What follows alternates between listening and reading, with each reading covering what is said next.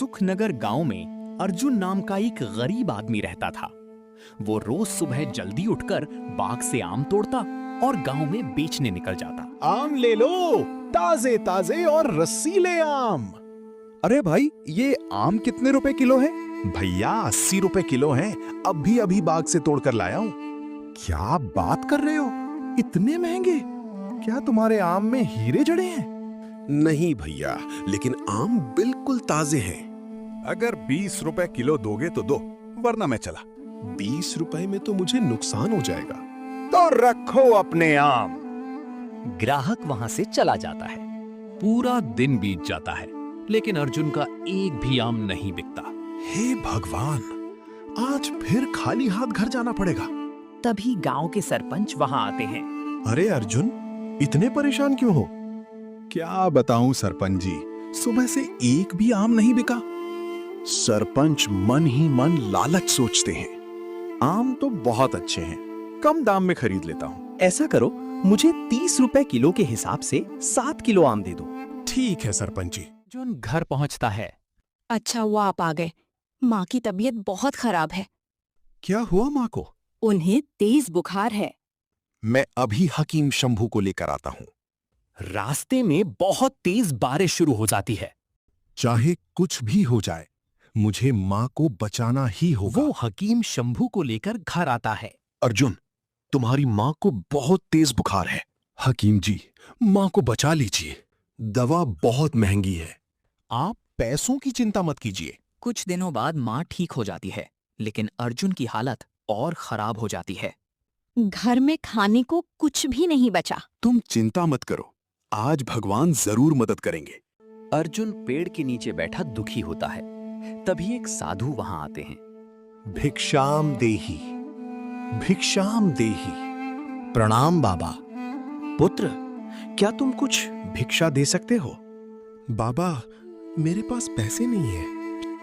क्या तुम मुझे कुछ आम दे सकते हो? अर्जुन सोच में पड़ जाता है। वैसे भी आम बिक नहीं रहे, इन्हें बाबा को दे देता हूँ। बाबा, आप सारे आम ले जाइए। तुम बहुत दयालु हो पुत्र। अर्जुन बाबा के साथ जंगल की कुटिया तक जाता है। मैं तुम्हें कुछ देना चाहता हूँ। बाबा एक सुंदर चिड़िया निकालते हैं। इसका नाम चंचल है। मैं इसे कैसे ले सकता हूँ? ये कोई साधारण चिड़िया नहीं है। लेकिन ध्यान रखना, इसकी सच्चाई किसी को मत बताना। रास्ते में चिड़िया बोलने लगती है। अर्जुन, बाबा की बात याद रखना। मैं वादा करता हूँ दोस्त। घर पहुंचते ही रमेश आता है। मेरे बेटे का जन्मदिन था, खाना बच गया, तुम्हारे लिए लाया हूं। बहुत बहुत धन्यवाद भाई। लगता है सच में हमारी किस्मत बदल रही है। अगले दिन अर्जुन के सारे आम बिक जाते हैं। मुझे 7 किलो आम दे दो। मेरे लिए भी 5 किलो तौल दो। आज तो सारे आम बिक गए। 2 फल बेचने वाले अर्जुन से जलते हैं। इस अर्जुन के सारे आम बिक जाते हैं। हमें कुछ करना होगा।